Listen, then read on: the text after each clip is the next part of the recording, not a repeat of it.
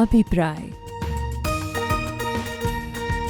कई बार अपने नजदीकी लोगों को ही पहचानना मुश्किल हो जाता है। ऐसा क्यों? आइए देखते हैं। वैभव 9th में पढ़ता है। पढ़ाई में तो एवरेज है, लेकिन उसे क्रिकेट खेलना बहुत अच्छा लगता है। स्कूल से आकर थोड़ा आराम करके होमवर्क करने के बाद वो सीधा बैट लेकर निकल जाता है। उसकी मम्मी उसे दिन भर इसी बात के लिए टोकती रहती है। अरे वैभव, दिन भर खेलता रहता है। अरे कुछ पढ़ लिख ले तो आगे जाकर काम आएगा। वैभव, वैभव जल्दी आ। बस अभी आया। लो, फिर आ गई ये राक्षसों की सेना। उधम बास कहीं के, मेरे बच्चे को बिगाड़ कर रख दिया। पढ़ने नहीं देते इसे। चिल माँ, मेरे दोस्तों को कुछ मत कहो। क्यों ना कहूं? तेरी परसेंटेज से तो आजकल अच्छे कॉलेज में एडमिशन तक नहीं मिल सकता। अरे मम्मी, पूरा होमवर्क कर लिया, कल के टेस्ट के लिए भी पढ़ लिया है। बाय मम्मी, डोंट वरी, जल्दी आ जाऊंगा। सुनिए जी, ये वैभव तो बस खेलने में लगा रहता है, ना पढ़ाई में कुछ अच्छा कर रहा है, ना ही घर में कोई हेल्प करता है। मुझे तो इसकी बहुत चिंता रहती है। हाँ, चिंता तो मुझे भी रहती है इसकी। मैं इसकी उम्र में था तो घर की सारी खरीदारी और बैंक के काम अकेले ही करता था। लेकिन मोहल्ले के बच्चों के बीच तो वैभव हीरो था। उसका स्वभाव ही इतना अच्छा था।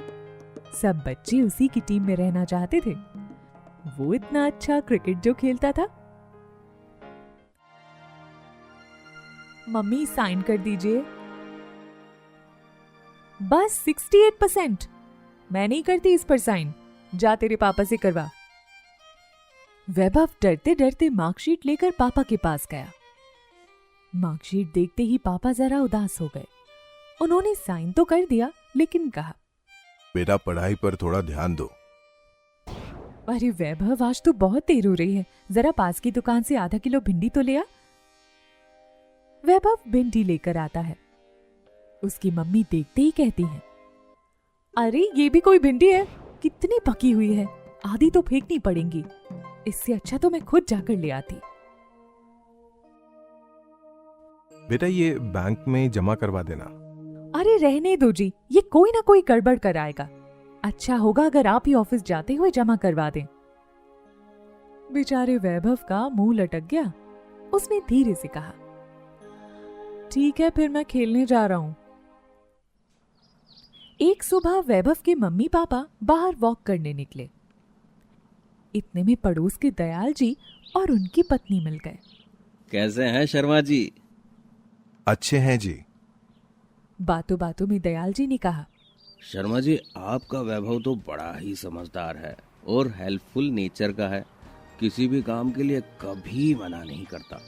हाँ जी, हाँ जी।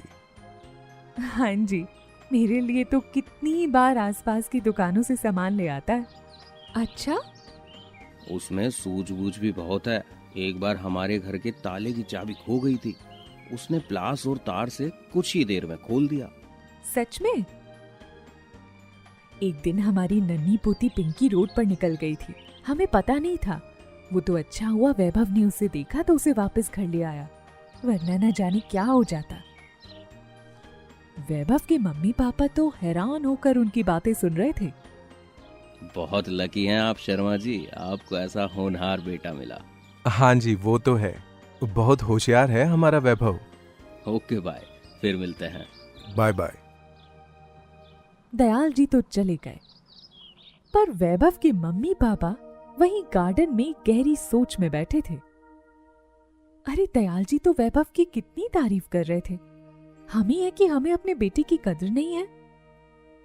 पापा ने कहा, उसकी हर छोटी गलती पर हम उसके लिए नेगेटिव अभिप्राय बनाते गए। इन अभिप्रायों के चश्मे से हम हमारे बेटे को जैसा है वैसा देखना ही भूल गए। सिर्फ पढ़ाई को लेकर हमारा हर चीज में उसे बेकार मानना कितना गलत है। अब हम उसमें रही खूबियों पर ध्यान देकर उन्हें बढ़ावा देंगे तो वो जिंदगी में बहुत अच्छा कर सकेगा, उसका आत्मविश्वास बढ़ेगा। लेकिन सबसे पहले हमें अपने चश्मे पर लगे ये दाग साफ करने होंगे।